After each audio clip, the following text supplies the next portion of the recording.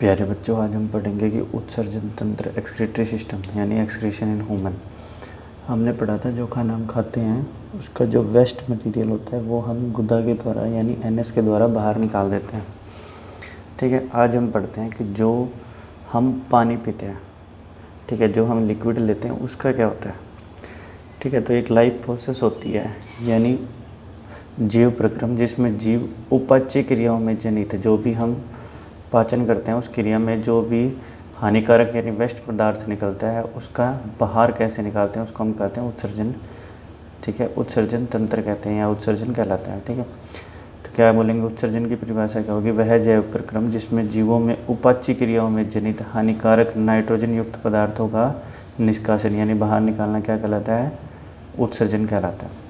ठीक है, अब कहते हैं कि हम क्या हैं, एक कोशीय जीव है या बहुकोशीय। एक कोशीय जीव में हमने पढ़ा जिसमें एक ही कोशिका होती है, उसमें तो किससे निकल जाता है, शरीर के सतह से जल विसरित हो जाता है। लेकिन जो बहुकोशीय जीव है जैसे हम हैं, तो हमारे अंदर क्या होता है, एक वेल डेवलप्ड यानी पूर्ण रूप से विकसित एक्सक्रीटरी सिस्टम होता है, उत्सर्जन तंत्र होता है। आज हम ह्यूमन के बारे में ही पढ़ते हैं। तो मानव का उत्सर्जन तंत्र, तो मानव के उत्सर्जन तंत्र में सबसे पहले क्या होते हैं, किडनी होती हैं। ठीक है, तो एक जोड़ा वृक्क होता है यानी बायां वृक्क हो गया और एक ही हमारा क्या हो गया, दायां वृक्क हो गया। ठीक है, किडनी में क्या होगा, फिल्ट्रेशन ऑफ वाटर। ठीक है, फिल्ट्रेशन ऑफ वाटर यानी पानी का जो है छनेगा, ठीक है, निष्पादन होगा। ठीक है, और ये पानी फिर कहाँ जाएगा, जो इससे वेस्ट मटेरियल निकलेगा यानी जो वर्ज्य पदार्थ होगा वो मूत्रवाहिनी के थ्रू यानी यूरेटर, और यूरेटर भी आप देख रहे हो दो हैं, एक जोड़ा यूरेटर हो गया यानी पेयर ऑफ यूरेटर। इसके बाद ये कहाँ जाएगा, ब्लैडर में। कहाँ जाएगा, ब्लैडर में, यहाँ जाके कलेक्ट हो जाएगा। और ये क्या होती है, ब्लैडर जो होती है किसकी बनी होती है, मसल्स की, पेशी की। और ये फिर आपके सिग्नल भेजेगा और फिर प्रेशर बनेगा और इस प्रेशर से आप क्या करोगे, यूरिन को बाहर निकालोगे, किससे, यूरिथ्रा से यानी मूत्र मार्ग से। तो ठीक है, आपको समझ में आया मानव उत्सर्जन तंत्र में क्या क्या होता है। एक जोड़ा वृक्क होता है किडनी, एक जोड़ा मूत्रवाहिनी, ये मूत्रवाहिनी यूरेटर होगी। ठीक है, एक मूत्राशय ब्लैडर हो गया, एक मूत्र मार्ग यूरेटर हो गया। अब ये कहता है कि ये मूत्र बनता कैसे है। ठीक है, वृक्क में जो है मूत्र निर्माण होता कैसे है। तो वृक्क की जो फंक्शनल यानी संरचनात्मक एवं क्रियात्मक स्ट्रक्चरल एंड फंक्शनल जो यूनिट होती है, इकाई होती है, उसको हम क्या बोलते हैं, वृक्काणु, नेफ्रॉन। ये हम क्या कह रहे हैं कि किडनी की मतलब काम कौन करेगा, किडनी के अंदर छोटी छोटी नेफ्रॉन नाम की स्ट्रक्चर्स होती हैं, संरचनाएं होती हैं, और ये मिलियंस में होती हैं यानी लाखों में होती हैं। ठीक है, इनका काम क्या है, ये छानती हैं पानी को यानी ये फिल्टर करती हैं पानी को। अब ये कहते हैं कैसे करती हैं, तो नाइट्रोजन वर्ज्य पदार्थ जैसे यूरिया हो गया, नाइट्रोजन वर्ज्य पदार्थ यानी नाइट्रोजन युक्त वेस्ट मटेरियल जैसे यूरिया हो गया, यूरिक अम्ल हो गया, ये वृक्क में रुधिर से अलग किया जाता है। कौन करता है अलग, नेफ्रॉन, वृक्काणु। ठीक है, तो आपसे एक क्वेश्चन पूछा जाता है कि वृक्क की क्रियात्मक या संरचनात्मक इकाई क्या होती है, तो क्या बोलेंगे, वृक्काणु। अब कहता है वृक्काणु के मुख्य भाग क्या क्या है, तो वृक्काणु का हम डायग्राम बनाते हैं, उसके बाद देखेंगे वृक्काणु का मुख्य भाग क्या क्या है, उसी में देख लेंगे हम वृक्काणु के मुख्य भाग। ठीक है, तो बहुत ही सिंपल सा डायग्राम हम बनाएंगे वृक्काणु का।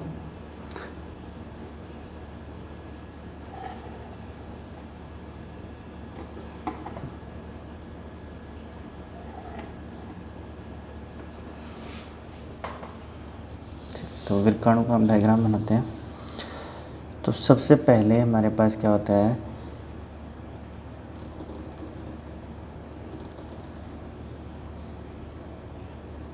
इस तरह से आपको डायग्राम बनाना है।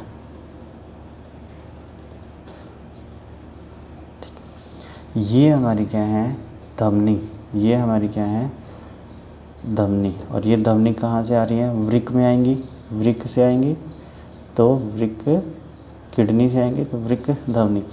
ये यहाँ आने के बाद छोटे छोटे हिस्सों में यानी केशिकाओं में कैपिलरीज हमने पढ़ी थी, जैसे लंग्स में कैपिलरीज होती है उस तरह से लंग्स के कैपिलरीज की तरह छोटे छोटे हिस्सों में बट जाएंगी। और ये क्या करेंगी, पानी को फिल्टर करेंगे, फिल्टर करके ये पानी जाएगा कहाँ, ये निकालेंगे यहाँ से बाहर, ये जाएगा बोमन संपुट में। तो इसका हम बनाते हैं बोमन संपुट। ये हमारे पास बन गया बोमन संपुट।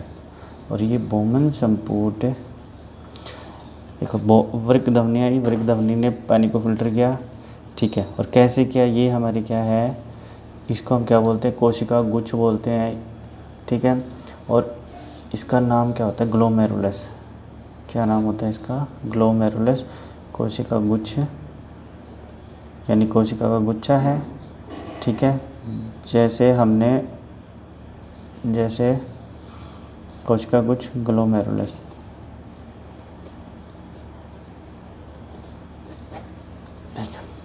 ये हमारा क्या है, बोमन संपुट। तो इसको हम लिख देते हैं एक बार, बोमन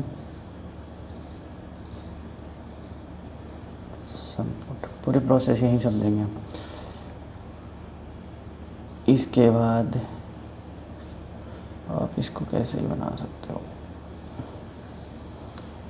ठीक है।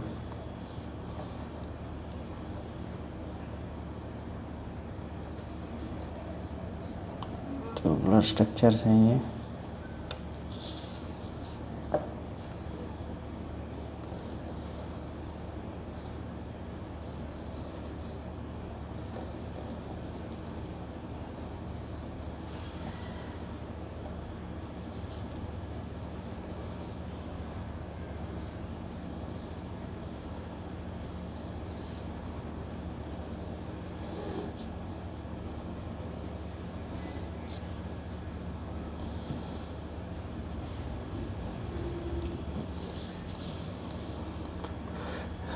ठीक है, तो ये हमने पढ़ा, वृक्क ध्वनि हो गई, ये कोशिका गुच्छ ग्लोमेरुलस हो गया, ये बोमन संपुट हो गया, ठीक है। अब ये जो पानी हम फिल्टर करते हैं, किडनी जो पानी फिल्टर करेगी, यानी नेफ्रॉन जो काम करेगा, नेफ्रॉन वृक्क ध्वनि में क्या होगा, ब्लड होगा, ब्लड से पानी को फिल्टर करेंगे, कौन, कोशिका गुच्छ ग्लोमेरुलस से पानी फिल्टर होगा। जब ये पानी फिल्टर होता है तो इसमें क्या होता है कि शुरू में, स्टार्टिंग में जब फिल्टर होगा तो इसमें कुछ वेस्ट मटेरियल के साथ साथ कुछ मटेरियल, जैसे हमारा क्या होगा, ग्लूकोज हो गया, ग्लूकोज हो गया, अमीनो एसिड हो गया,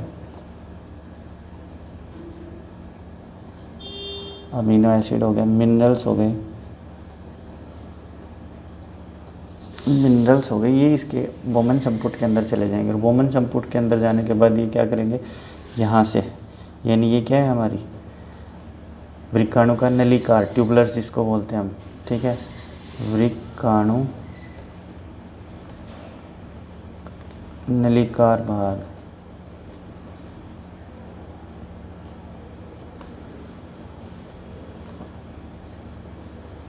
ये यहाँ से जाएगा पानी, ठीक है। ये पानी यहाँ से जाएगा, इसमें क्या क्या है, glucose, amino acid and minerals.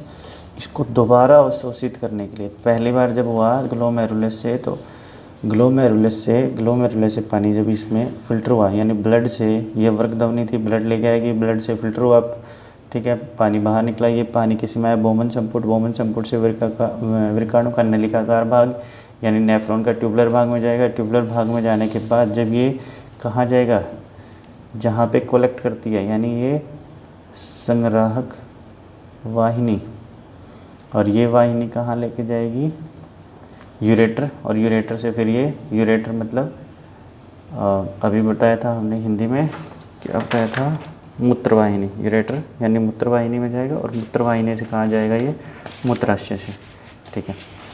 तो इसके अंदर ग्लूकोज, अमीनो एसिड, मिनरल्स, ये कुछ चीज़ें रह गई थी, तो इसी को दोबारा सोखने के लिए इसके ट्यूबुलर जो हिस्सा है, यानी ये नलिकाकार जो भाग है बोमन संपुट का, इसके चारों ओर ये दोबारा से लिपटी होती हैं,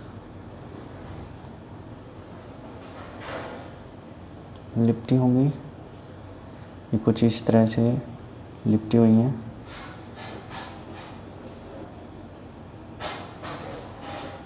ठीक है। इसको अब बाहर निकाल सकते हैं।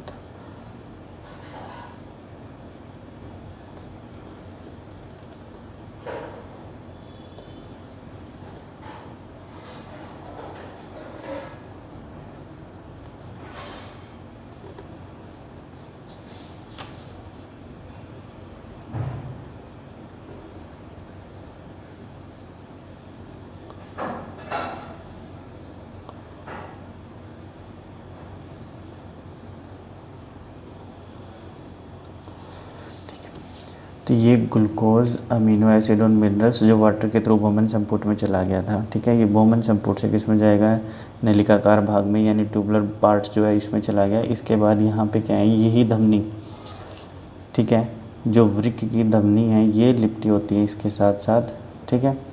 और ये क्या करती हैं, इसको दोबारा सोखती हैं और फिर ये किस में कन्वर्ट हो जाती है, सिरा में। किस में कन्वर्ट हो जाती है, सिरा में, ठीक है। समझ में आया हमने क्या किया कि वृक्क की जो ध्वनि है इसमें क्या होगा, रुधिर होगा, ठीक है। ये रुधिर जब किस में पहुँचेगा, कोशिका गुच्छ ग्लोमेरुलस में पहुँचेगा तो इसमें जो वाटर है ये फिल्टर होगा तो इस वाटर में क्या, ये वाटर किस में जाएगा, बोमन संपुट में। लेकिन जब फर्स्ट टाइम फिल्टर होता है तो इसमें ग्लूकोज, अमीनो एसिड और मिनरल्स नाम के कुछ सब्सटेंस जो बॉडी के लिए ज़रूरी हैं वो रह जाते हैं। इसको दोबारा सोखने के लिए ये ध्वनि जो है इसके ट्यूबुलर पार्ट के चारों तरफ लिपटी होती है पुनर्अवशोषण के लिए। ये पुनः अवशोषित करती है और फिर में किस में बदल जाती है, सिरा में, ठीक है। जो बचा हुआ वाटर है यानी जो वेस्ट मटेरियल है, नाइट्रोजन और वेस्ट मटेरियल, वो हमारी संग्रिका वाहिनी के थ्रू कहाँ जाएगा, यूरेटर से होता हुआ, यूरेटर यानी मूत्र वाहिनी से होता हुआ किस में जाएगा, मूत्राशय यानी ब्लैडर में जाएगा, ठीक है, मूत्राशय में जाएगा। ये कहाँ जाएगा, मूत्रवाहिनी से होता हुआ, मूत्रवाहिनी से कहाँ जाएगा, मूत्राशय, और मूत्राशय से ये ब्लड कहाँ, मूत्र मार्ग के थ्रू बाहर निकल जाएगा। ये पूरी प्रोसेस पढ़ी है हमने, ठीक है। अब इसको एक एक लाइन देखते हैं हम कैसे क्या कुछ हुआ है। तो पहले क्या है हमने पढ़ा, कोशिका गुच्छ ग्लोमेरुलस, तो रुधिर की सुखाएं यानी ब्लड कैपिलरीज का एक गुच्छा है, ठीक है। जब वृक्क ध्वनि की शाखा वृक्काणु में प्रेस करती है तो ग्लोमेरुलस में छनकर कुछ पदार्थ यानी ब्लड जो है, ब्लड में से जब ग्लोमेरुलस में से छनेगा ब्लड यानी वाटर का जब फिल्ट्रेशन होगा तो कुछ पदार्थ जैसे ग्लूकोज, अमीनो अम्ल और लवण यानी मिनरल्स ये क्या करेंगे, छन के बोमन संपुट में आ जाते हैं, ठीक है। बोमन संपुट से किस में जाएंगे, नलिकाकार भाग में। तो जैसे जैसे मूत्र इस नलिका में प्रवाहित होता है इनका पुनः अवशोषण होता है। और पुनः अवशोषण कैसे होता है, मैंने आपको समझाया था कैसे, ये ध्वनि दोबारा से इसके चारों तरफ लिपट जाती है और ये जो ग्लूकोज, अमीनो एसिड और मिनरल्स फर्स्ट टाइम के फिल्ट्रेशन के बाद जो रह गए थे उनको दोबारा से सोख लिया जाता है, ठीक है। अब प्रत्येक वृक्क में किडनी में बनने वाला मूत्र एक लंबी नलिका मूत्रवाहिनी में प्रवेश करता है। ये मैंने कहा था मूत्र संग्रिका वाहिनी से कहाँ जाएगा, ये मूत्रवाहिनी यूरेटर में, और यूरेटर से फिर मूत्राशय में, ठीक है। कहाँ जाएगा, मूत्राशय में। फिर मूत्राशय से में क्या होगा, मूत्र जो है भंडारित होगा यानी इकट्ठा हो जाएगा मूत्राशय में, यूरिनरी ब्लैडर में, ठीक है। यूरिनरी ब्लैडर में इकट्ठा होगा। इकट्ठा होने के बाद ये मूत्राशय क्या है, ये मूत्राशय जो है ब्लैडर, ये हमारा किसका बना होता है, पेशी का यानी मसल्स का, ठीक है, मसल्स का। और ये सिग्नल ट्रांसमिट करता है क्योंकि यूरिन जो हम करके आते हैं वो हमारा क्या होता है, वॉलेंट्री, ठीक है, ऐच्छिक होता है, अनैच्छिक नहीं होता है। तो ये सिग्नल ट्रांसमिट करता है, फिर हम यानी ये प्रेशर डालता है तो सिग्नल जाएगा कहाँ पे, माइंड पे, और फिर हम यूरिन करके आते हैं, मूत्र मार्ग के थ्रू हम यूरिन निकाल देते हैं, ठीक है। ये पूरी प्रोसेस थी। उसके बाद होती है एक और प्रोसेस जिसको हम क्या बोलते हैं, अगर किडनी ख़राब हो जाएगी, ठीक है, अगर किडनी ख़राब होगी तो क्या होगा, तो उसके लिए डॉक्टरों ने बनाया है एक आर्टिफिशियल किडनी जिसको हम कृत्रिम वृक्क या अपोहन बोलते हैं। अपोहन का मतलब क्या है, डायलिसिस।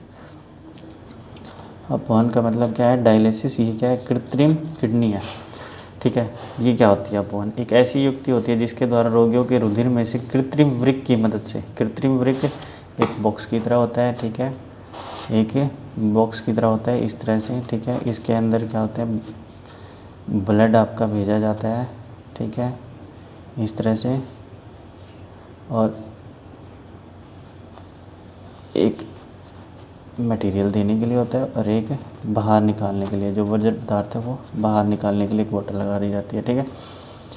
ये आपके बॉडी से कनेक्ट कर दिया जाता है। ये वापस जब ये साफ़ हो जाता है तो ये वापस जाने के लिए होता है, ठीक है। ये आपकी बॉडी से कनेक्ट होगा, ये भी आपकी बॉडी से कनेक्ट होगा। यहाँ से ब्लड जाएगा, इसके अंदर सेम वही प्रोसेस है, बस इसमें फ़र्क क्या है कि एक बार जब हमने कहा था ना, जो ग्लूकोज, अमीनो एसिड और मिनरल्स, ग्लूकोज, अमीनो एसिड और मिनरल्स जो क्या करते हैं, वोमन संपुट में चले जाते हैं। दोबारा से इनका क्या होता है, पुनः अवशोषण होता है। इस प्रोसेस में पुनः अवशोषण नहीं होता, ठीक है। तो अगर आपसे पूछता है आर्टिफिशियल किडनी क्या होती है, क्या ऐसी युक्ति होती है जिसमें आर्टिफिशियल रूप से रोगियों की अगर किडनी खराब हो गई है तो रोगियों के रुधिर से कृत्रिम वर्ग के माध्यम से क्या करते हैं हम, नाइट्रोजन वेस्ट यानी नाइट्रोजन युक्त अपशिष्ट पदार्थ को क्या करते हैं, बाहर निकालते हैं। प्रत्येक किडनी की कैपेसिटी कितनी होती है, 180 लीटर, लेकिन यूरिन कितना बनता है, 102 लीटर। यानी बाकी का पानी कहाँ जाता है, बाकी का वाटर जो है हमारी बॉडी के मेटाबॉलिक प्रोसेस में यूज होता है, यानी शरीर के विभिन्न कार्यों के लिए अवशोषित कर लिया जाता है। ठीक है, अब बात आती है पादपों में उत्सर्जन। तो पादपों में उत्सर्जन 4 तरीक़ों से होता है, आपको पहले भी बताया था। एक तो किसके थ्रू, रंध्र के थ्रू, वाष्प उत्सर्जन की सहायता से। ठीक है, वाष्प बन के उड़ जाएगा। दूसरा हमने क्या बताया था कि कुछ पौधे जो होते हैं, कुछ पौधे या हर पौधा जो होता है वो ड्रॉपलेट्स की फॉर्म में पानी को बाहर निकालता है, कब, नाइट में। ठीक है, और एक और प्रोसेस होती है जिसमें वो जो पत्तियाँ होती हैं उसमें जो शुगर यानी शर्करा होती है, मंड होती है, उसको इकट्ठा कर लेते हैं, जो वेस्ट होता है उसको इकट्ठा कर लेते हैं और पत्तियों को झाड़ देते हैं उसकी सहायता से। और एक लास्ट बताया था कि जो संवहन उत्तक होते हैं यानी